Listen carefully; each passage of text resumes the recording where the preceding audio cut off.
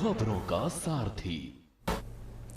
नमस्कार, हमारी special bulletin में आपका स्वागत है। मैं हूं मनोज मानस और सबसे पहले हम बात करेंगे सीएम योगी की शिव साधना की। सावन माह के पहले दिन मुख्यमंत्री एवं गोरक्ष पीठाधीश्वर योगी आदित्यनाथ ने शुक्रवार प्रातः रुद्राभिषेक व हवन किया। रुद्राभिषेक का अनुष्ठान पूर्ण कर उन्होंने भगवान भोले शंकर से चराचर जगत के कल्याण और सभी नागरिकों के सुख समृद्धि की प्रार्थना की। गोरखनाथ मंदिर के अपने आवास के प्रथम तल स्थित शक्तिपीठ में सीएम योगी ने भगवान भोलेनाथ को बिल्व पत्र, दुर्वा, मदार पत्र, कमल पुष्प समेत अनेक पूजन सामग्री अर्पित करने के बाद जल, दूध और ऋतुफल के रस से रुद्राभिषेक किया। मठ के विद्वत आचार्यगण एवं पुरोहित गण ने शुक्ल यजुर्वेद संहिता के रुद्राष्टाध्यायी के महामंत्रों द्वारा रुद्राभिषेक संपन्न कराया। रुद्राभिषेक के बाद गोरक्ष पीठाधीश्वर ने वैदिक मंत्रोच्चार के बीच हवन किया। विधि विधान से पूर्ण हुए रुद्राभिषेक अनुष्ठान के बाद मुख्यमंत्री योगी आदित्यनाथ ने प्रदेशवासियों के आरोग्यमय, सुखमय, समृद्धमय व शांतिमय जीवन की मंगल कामना की।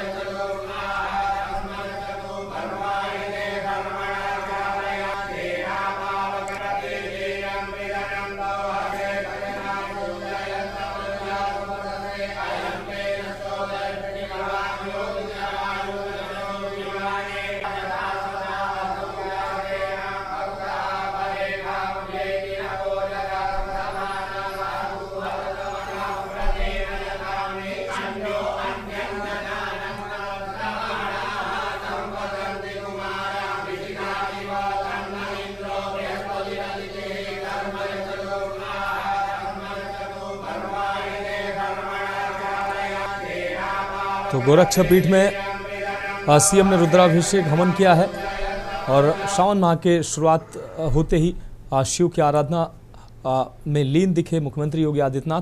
कौशलेंद्र उपाध्याय हमारे संवाददाता ज़्यादा जानकारी के लिए हमारे साथ जुड़ गए हैं। कौशलेंद्र, सावन माह की शुरुआत होते ही मुख्यमंत्री और गोरक्ष पीठाधीश्वर योगी आदित्यनाथ जी शिव की आराधना में लीन नजर आए। आज रुद्राभिषेक विधि विधान से गोरखपुर पहुंचकर रुद्राभिषेक किया और प्रदेश की सुख समृद्धि की उन्होंने कामना की। क्या कुछ अहम अपडेट है इस विषय पर? जी बिल्कुल, देखिए मुख्यमंत्री योगी आदित्यनाथ देखिए मुख्यमंत्री से पहले संत हैं और उनकी जो परंपरा रही है, जो नाथ संप्रदाय में जिस संप्रदाय से वो आते हैं वहाँ बहुत कठिन तपस्या होती है, तब लोग जाके ऐसे होते हैं। जिस तरह से मुख्यमंत्री योगी आदित्यनाथ गोरक्ष पीठाधीश्वर बने और उसके बाद जो है मुख्यमंत्री का पद और राजनीति में भी उन्होंने वो चीज की कि जिसकी जो है लोग कल्पना करते हैं। और अब जो आज सावन मास का पहला दिन था, उन्होंने वहां पे मंदिर में जो रुद्राभिषेक किया, वो कहीं न कहीं जगत के कल्याण, विश्व कल्याण की जो बात होती, जिस तरह से संत समाज होते हैं और वो खुद कह चुके हैं कि मैं धार्मिक हूँ, हिंदू धर्म में हूँ, मैं सनातनी हूँ, तो उस चीज को लेके उन्होंने आज वो देखने को भी मिला कि किस तरह से उन्होंने रुद्राभिषेक किया और तमाम जो प्रदेशवासियों को और देशवासियों को भी इसमें उन्होंने कहा कि सभी मंगल काम। हाँ बिल्कुल, कौशलेंद्र उपाध्याय इस तमाम जानकारी के लिए आपका बहुत शुक्रिया। आप हमारे साथ बने रहिए, आगे भी हम आपसे अहम अपडेट लेंगे। तो मठ के विद्वत आचार्य और पुरोहितों ने मुख्यमंत्री को इस साधना में रुद्राभिषेक कराया। सावन के पहले दिन सीएम ने रुद्राभिषेक किया। और अब हम बात करेंगे बूढ़ी राप्ती बनेगी जीवनदायिनी। श्रावस्ती जिले में बहने वाली बूढ़ी राप्ती नदी का लगभग 16.9 किलोमीटर का हिस्सा वर्षों से अवरोधित था।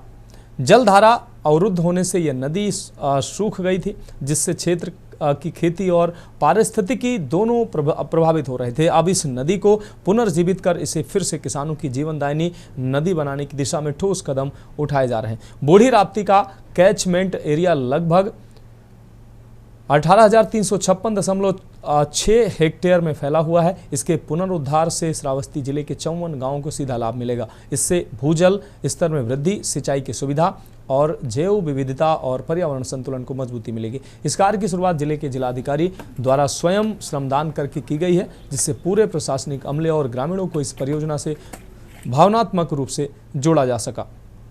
प्रशासनिक अधिकारियों, पर्यावरण कार्यकर्ताओं और स्थानीय ग्रामीणों ने मिलकर नदी पुनरुद्धार कार्य में भाग लिया। बूढ़ी राप्ती के पुनरुद्धार में स्थानीय किसानों को सिंचाई के बेहतर साधन उपलब्ध होंगे। साथ ही जल जमाव और बाढ़ की स्थिति को नियंत्रित करने में भी मदद मिलेगी। पर्यावरणविदों के अनुसार ये कार्य केवल एक नदी को नहीं बल्कि पूरे क्षेत्र के प्राकृतिक पारिस्थितिकी तंत्र को पुनर्जीवित करने की दिशा में एक बड़ा कदम है। मुख्यमंत्री योगी आदित्यनाथ के नेतृत्व में चल रही एक जिला एक नदी योजना का उद्देश्य है कि प्रत्येक जिले के पारंपरिक लुप्त या सूख चुकी नदियों को चिन्हित कर पुनर्जीवित करना। बूढ़ी राप्ती इसका एक सशक्त उदाहरण बना हुआ है। कौशलेंद्र उपाध्याय हमारे संवाददाता ज्यादा जानकारी के लिए हमारे साथ जुड़ गए हैं। कौशलेंद्र, बूढ़ी राप्ती नदी को पुनरुद्धार करने की कवायद शुरू हो गई है। 54 गांवों को इससे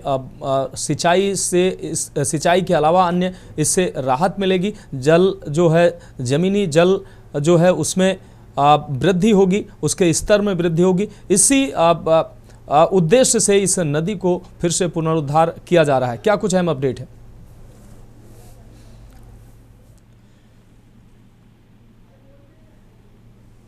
कौशलेंद्र, क्या आप हमें सुन पा रहे हैं?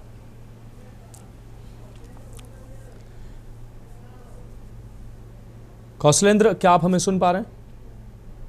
तो शायद हमारे संवाददाता कौशलेंद्र उपाध्याय तक हमारी आवाज़ नहीं पहुंच पा रही। दोबारा से उनसे जोड़ने का प्रयास करेंगे। श्रावस्ती के 54 गांवों को इससे सीधा लाभ होगा। 18,356.6 हेक्टेयर क्षेत्र में फैला है ये कैचमेंट एरिया।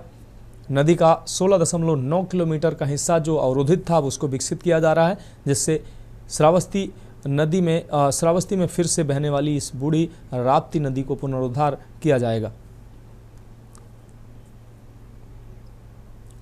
सीएम योगी के निर्देश पर इस योजना का शुभारंभ किया जा रहा है। एक जिला एक नदी विजन को सफलता मिल रही है और एक जिला एक नदी परियोजना के तहत ही इस नदी को फिर से पुनरुद्धार और विकसित किया जा रहा है।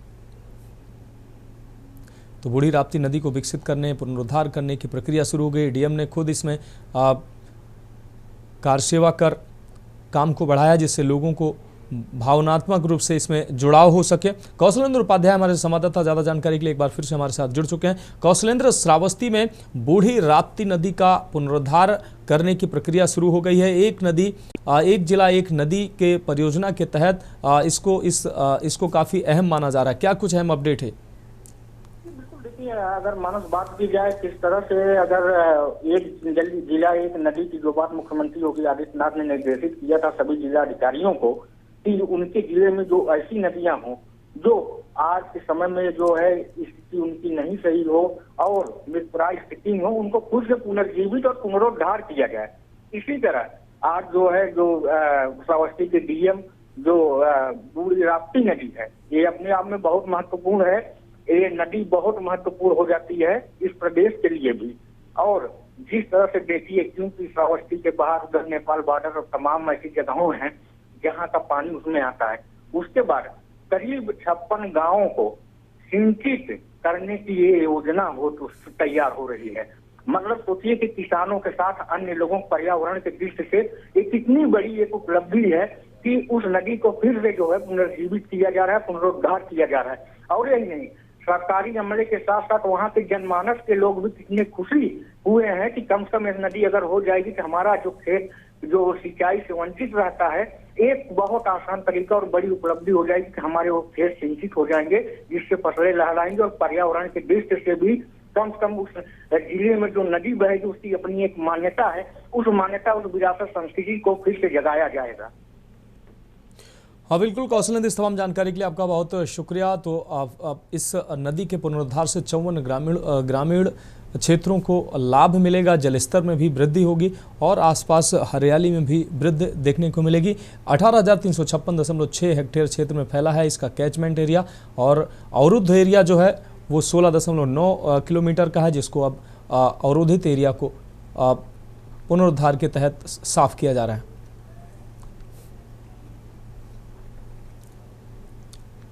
और अब हम बात करेंगे पुरुष बैरक में महिला सिपाही की लाश। कन्नौज में एक ट्रेनी महिला सिपाही ने पुरुष बैरक के बाथरूम में फांसी लगाकर आत्महत्या कर ली। सूचना मिलते ही पुलिस अधिकारी मौके पर पहुंचे और शव को नीचे उतरवाया। पुलिस ने शव को पोस्टमार्टम के लिए भेज दिया है, साथ ही मृतका के परिजनों को घटना की सूचना दी। महिला सिपाही की पहचान 23 वर्षीय रानू जादौन निवासी एटा के रूप में हुई है। रानू इसी साल पुलिस में भर्ती हुई थी। कन्नौज की पुलिस लाइन में उसकी ट्रेनिंग चल रही थी। रानू ने बाथरूम की दीवार पर कपड़े टांगने के हैंगर में दुपट्टा बांधकर फांसी लगा ली। महिला कांस्टेबल का शव मिलने से महकमे में हड़कंप मच गया। महिला सिपाही को जिला अस्पताल पहुंचाया गया, जहां इमरजेंसी में तैनात डॉक्टर ने सिपाही को मृत घोषित कर दिया।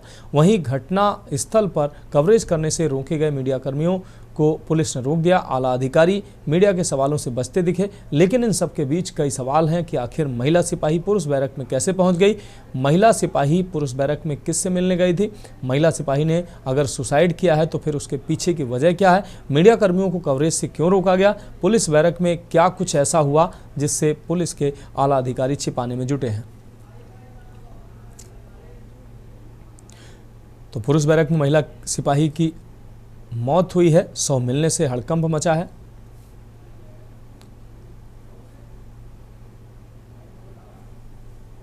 एक महिला कांस्टेबल यहाँ पे लाई गई थी, ब्रॉड डेड थी वो। आफ्टर ईसीजी उनको डिक्लेयर किया गया। तो अभी तो पंचनामा भर रहा है, उसके बाद बॉडी पैक करा के पीएम और लगेचर मार्क है उनकी गर्दन पे। तो मोस्ट प्रोबेबल केस जो है ना हैंगिंग का है। क्या नाम था? उनका नाम रानू जादौन नाम का था। उनको यहाँ लाए जी। जादौन की मौत हुई है। पुलिस लाइन में चल रही थी रेनू की ट्रेनिंग। इस दौरान पुरुष बैरक के बाथरूम में महिला की लाश मिलने से कई सवाल खड़े होते हैं। अमित मिश्रा हमारे संवाददाता ज़्यादा जानकारी के लिए हमारे साथ जुड़ गए हैं। अमित, पुरुष बैरक में कन्नौज में ट्रेनी जो महिला पुलिसकर्मी की लाश मिली है, जिससे कई सवाल खड़े हो जा रहे हैं। मीडिया कर्मियों को कवरेज से भी रोका गया है। पुरुष बैरक में आखिर क्या कुछ छिपाने का प्रयास किया जा रहा है आला अधिकारियों के द्वारा। सवाल ये भी है कि आखिर पुरुष बैरक में महिला क्यों पहुंची और किससे मिलने गई थी, ये तमाम सवाल हैं। जी बिल्कुल, ये सनसनीखेज मामला कन्नौज के पुलिस लाइन परिसर में सामने आया है। यहाँ पर ये जो महिला आरक्षी है ये अभी नई भर्ती हुई थी और ये एटा जिले की बताई जा रही है। रानू जादौन इसका नाम है और ये ट्रेनिंग करने यहाँ पर आई थी। जो पुरुष आरक्षियों के लिए जो ये छात्रावास बनाया गया था, ये उसमें एक बाथरूम बना हुआ है। उसकी बाथरूम के अंदर एक कपड़े डालने वाला एक रॉड लगा होता था। तो उसी रॉड पे ही बताया जा रहा है कि अपने दुपट्टे से ही इसने फांसी लगाई हुई है। जिसके बाद पुलिस महकमे में हड़कंप मच गया है। मीडिया कर्मी वहां पर जब कवरेज कर रहे थे तो उनको रोका भी गया था और तमाम तरीके की बातें भी आई थी, क्योंकि ये एक सनसनीखेज मामला है कि किस परिस्थितियों में आखिर ये जो नई महिला आरक्षी थी इसने फांसी लगा ली है। ऐसा क्या हुआ था, किसको वहां फांसी लगाने की जरूरत पड़ गई है। तमाम तरीके के सवाल भी उठ रहे हैं। जब पुलिस कप्तान से कई बार संपर्क करने की कोशिश की गई तो उन्होंने जवाब देना भी मुनासिब नहीं समझा, लेकिन अब उनका बयान आ गया है। उन्होंने बताया है कि ये जो महिला आरक्षी है यहाँ पर ट्रेनिंग करने आई हुई थी, एटा जिले की रहने वाली है और जेटीसी की जो ट्रेनिंग होती है वो कर रही थी। और महिला जो जहाँ पर महिला ने सुसाइड किया है वो महिलाओं के लिए आरक्षित हॉस्टल बताया जा रहा है और उसी के ही बाथरूम में इसका शव वहां पर लटका हुआ मिला है। जब पुलिस कप्तान से ये पत्रकारों द्वारा पूछा गया कि क्या कोई सुसाइड नोट भी उसके पास मिला है, तो उन्होंने बताया है कि बहुत कुछ ऐसा मिला है जो अभी बताया नहीं जा सकता, लेकिन जांच का जो विषय है, जांच करके ही तमाम तरीके के तथ्य सामने आएंगे। तो मामला अपने आप में पुलिस कप्तान ने जो बयान दिया है उस पर भी गंभीर हो गया है, क्योंकि ऐसे कुछ तथ्य जरूर पुलिस के हाथ में लगे होंगे जिसमें मामला काफी संदिग्ध हो गया है। लेकिन फिलहाल जो पुलिस कप्तान है विनोद कुमार, उन्होंने बताया है कि प्रथम दृष्टिया जो लग रहा है ये सुसाइड का ही मामला लग रहा है और जो घरेलू विवाद हो सकता है। लेकिन सोचने वाली बात यह है कि अभी इस महिला की भर्ती हुई थी और ये ट्रेनिंग करने यहाँ पर आई हुई थी, तो आखिर किन परिस्थितियों में ये इस तरह की घटना हुई है, ये सुसाइड हुआ है या कुछ भी हो सकता है, ये तो फिर पुलिस की जांच में ही निकल के सामने आएगा। लेकिन बड़े सवाल जरूर खड़े होते हैं यहाँ पर कि आखिर इतनी सनसनीखेज घटना पुलिस लाइन परिसर में हुई है। जी हाँ बिल्कुल अमित मिश्रा, इस तमाम जानकारी के लिए आपका बहुत शुक्रिया। तो पुरुष बैरक में महिला की मौत से कई सवाल खड़े हो रहे हैं और उन सवालों के जवाब अभी तक नहीं मिले हैं। फिलहाल मीडिया कवरेज से रोक लगाई गई थी। पुलिस अधीक्षक ने जरूर कहा है कि तमाम चीज़ें ऐसी मिली हैं जिन पर अभी बात नहीं की जा सकती है, अब वो जांच का विषय है। लेकिन कहीं ना कहीं अब बड़े सवाल खड़े हो रहे हैं कि हाल ही फिलहाल में जो महिला सिपाही बड़े जोश जुनून के साथ पुलिस में भर्ती होती है वो सुसाइड क्यों करती है। तो हमारी खास पेशकश में वक्त एक अहम ब्रेक का है। ब्रेक के बाद हम बात करेंगे ऑनर किलिंग पर पहली सजा। आप देख रहे हैं तो ब्रेक के बाद स्पेशल बुलेटिन में एक बार फिर से आपका स्वागत है। बात करते हैं ऑनर किलिंग पर पहली सजा की। उत्तर प्रदेश के बरेली जिले में ऑनर किलिंग के नाम पर एक सनसनीखेज मामला कोर्ट ने सामने आया है। आपको बता दें, इस मामले में कोर्ट ने आरोपी पिता को उम्र कैद की सजा सुनाई है। ये फैसला भारतीय न्याय संहिता बीएनएस की 2023 के तहत ऑनर किलिंग के पहले मामले में सजा के रूप में सामने आया है, जिससे पूरे क्षेत्र में चर्चा का विषय बन गया है। ये ऐतिहासिक फैसला अपर सत्र न्यायाधीश तवरेज आलम ने सुनाया है। यह हृदय विदारक घटना थाना सीवीगंज क्षेत्र के गोकुलपुर गरगैया गांव की है। आरोपी व्यक्ति ने अपनी 20 वर्षीय गर्भवती बेटी की गला दबाकर हत्या कर दी थी। बेटी का विवाह उसकी मर्जी से हुआ था, जो पिता को मंजूर नहीं था। गांव वालों के तानों से आहत होकर पिता ने 8 महीने पहले ये खौफनाक कदम उठाया था। हत्या के बाद पिता ने शव को छिपाने की कोशिश की थी। इस मामले को मजबूत बनाने में एक महत्वपूर्ण भूमिका निभाई पीड़िता के भाई ने। आरोपी के बेटे ने कोर्ट में अपने पिता के खिलाफ गवाही दी और सच्चाई को उजागर किया। बेटे की सच्ची और साहसी गवाही से अदालत को ये यकीन हुआ कि हत्या सुनियोजित और ऑनर किलिंग का मामला है। 8 महीने में तेजी से सुनवाई के बाद अपर सत्र न्यायाधीश तवरेज आलम की अदालत ने आरोपी पिता को आजन्म कारावास यानी कि उम्र कैद की सजा सुनाई है। साथ ही कोर्ट ने उस पर 1 लाख का आर्थिक जुर्माना भी लगाया है। जुर्माना मृतका के पति को मुआवजे के रूप में दिया जाएगा। ये मामला इसलिए भी ऐतिहासिक है क्योंकि ये भारतीय न्याय संहिता यानी कि बीएनएस की 2023 के तहत बरेली जिले में ऑनर किलिंग की ये सुनवाई पहली सजा है। ये सुनाई गई ये पहली सजा। बीएनएस कानून को आईपीसी की जगह हाल ही में लागू किया गया है और इसमें ऑनर किलिंग जैसे अपराधों पर सख्त प्रावधान किए गए हैं।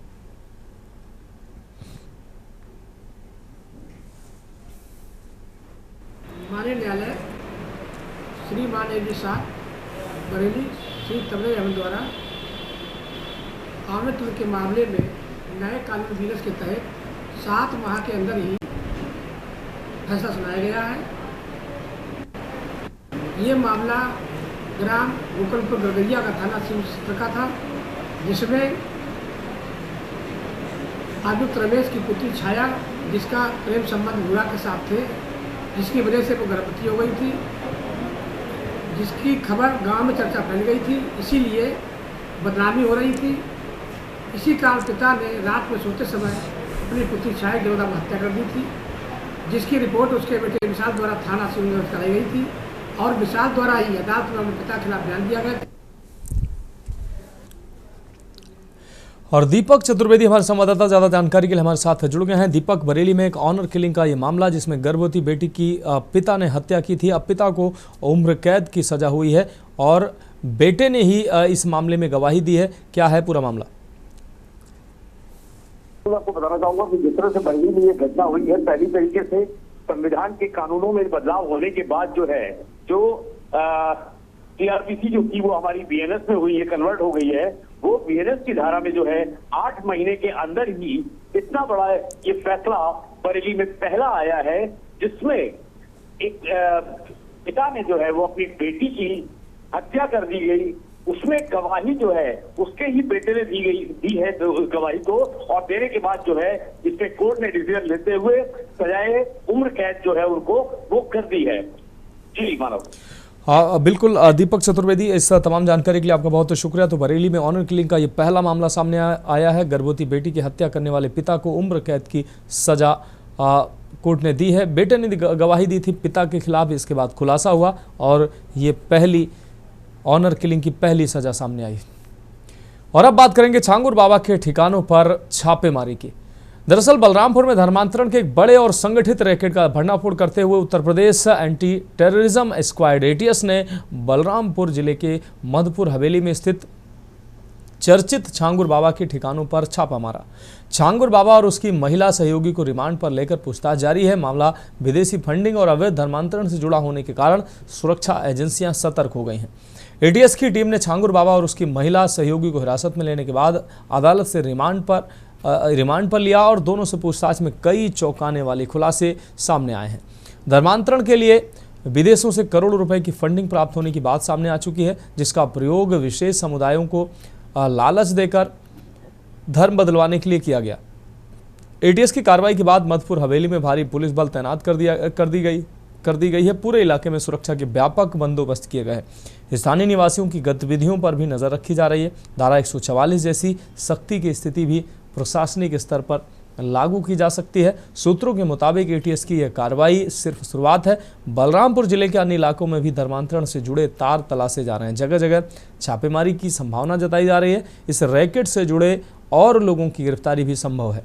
पूछताछ और प्रारंभिक जांच में ये बात सामने आई कि धर्मांतरण गतिविधियों को अंजाम देने के लिए विदेशी स्रोतों से करोड़ों रुपए भारत भेजे। ये फंड कई गैर कानूनी संस्थाओं के माध्यम से हवाला चैनल से भारत पहुंचा और उसका उपयोग धर्मांतरण अभियानों में किया गया। नीरज शुक्ला हमारे संवाददाता ज्यादा जानकारी के लिए हमारे साथ जुड़ गए हैं। नीरज, छांगुर बाबा सहित एटीएस आज बलरामपुर पहुंची और इस दौरान जो एटीएस ने तमाम चीज़ों को जानने का प्रयास किया। भारी पुलिस बल इस दौरान तैनात रहा। एटीएस मधुपुर हवेली पहुंची है और जो वहां अहम सुराग तलाशने की प्रयास में एटीएस रही। क्या कुछ निकलकर सामने आया? जी, मैं बता दूं आपको कि आज छांगुर बाबा को लेकर उसके हवेली पर एटीएस पहुंची थी, तो उस दौरान मीडिया कर्मियों को अंदर जाने का परमिशन नहीं दिया गया। साथ साथ ये भी देखा गया कि लगभग तकरीबन छांगुर बाबा को 40 मिनट तक हवेली के अंदर रखकर उससे पूछताछ की गई। उसके बाद एटीएस की टीमें उसको लेकर रवाना हो गई। वहीं आपको बता दें कि अब छांगुर बाबा से एटीएस ने अगर उतरौला में मधुपुर गांव में लेकर पूछताछ किया है तो कहीं ना कहीं कोई नया मामला खुलकर सामने आएगा। ये भी आपको बता दें कि एटीएस की टीमें लगातार छांगुर बाबा से पूछताछ कर रही है कि उनके साथ धर्मांतरण के कार्यों में वह टेरर फंडिंग के जरिए जो पैसा 100 करोड़ लगभग आया, ये कहां से आया और किन किन कामों में उसको लगाया गया। जी हाँ, बिल्कुल नीरज शुक्ला, इस तमाम जानकारी के लिए आपका बहुत शुक्रिया। तो छांगुर बाबा सहित एटीएस आज बलरामपुर पहुंची। एटीएस धर्मांतरण मामले की सभी पहलुओं की जांच कर रही है। एटीएस ने रिमांड पर छांगुर बाबा सहित उसके सहयोगी को लिया है। और अब हम बात करेंगे परिचालकों की कमी भर्ती से उम्मीद। उत्तर प्रदेश राज्य परिवहन निगम के अमेठी बस डिपो में महिलाओं को रोजगार और सशक्तिकरण का नया अवसर मिलने जा रहा है। डिपो प्रशासन ने 15 महिला बस परिचालकों की भर्ती प्रक्रिया शुरू कर दी है, जिससे जल्द पूरा कर उन्हें प्रशिक्षण के लिए भेजा जाएगा। अमेठी डिपो में पहले से ही 3 महिला परिचालक सेवा दे रही हैं, जिन्होंने कार्य क्षमता और जिम्मेदारी का उत्कृष्ट परिचय दिया है। इन महिला कर्मचारियों के सकारात्मक प्रदर्शन को देखते हुए अब 15 और महिला परिचालकों की भर्ती की जा रही है। बस डिपो में कुल 18 महिला परिचालकों के पद सृजित किए गए हैं। वर्तमान में 3 पद भरे हुए हैं, जबकि बाकी 15 पदों पर भर्ती प्रक्रिया शुरू हो चुकी है। चयन प्रक्रिया पूरी होने के बाद सभी महिलाओं को आवश्यक प्रशिक्षण देकर सेवा में तैनात किया जाएगा। डिपो से जुड़े अधिकारियों के मुताबिक अमेठी डिपो में कुल 70 चालकों की कमी बनी हुई है। इसे चरणबद्ध तरीके से भरा जा रहा है और महिला कर्मचारियों की भागीदारी इस दिशा में एक सराहनीय कदम है। वर्तमान में अमेठी डिपो में 55 बसें निगम की और 3 बसें अनुबंधित हैं, जो विभिन्न रूटों पर संचालित हो रही हैं। महिला परिचालकों की भर्ती से बसों के संचालन में भी सुधार आने की उम्मीद है। डिपो प्रशासन के अनुसार चयन प्रक्रिया पूर्ण होने के बाद सभी महिला अभ्यर्थियों को प्रशिक्षण के लिए भेजा जाएगा, ताकि उन्हें रूट, टिकटिंग प्रणाली और सब बस संचालन से जुड़ी हर तकनीकी की जानकारी दी जा सके।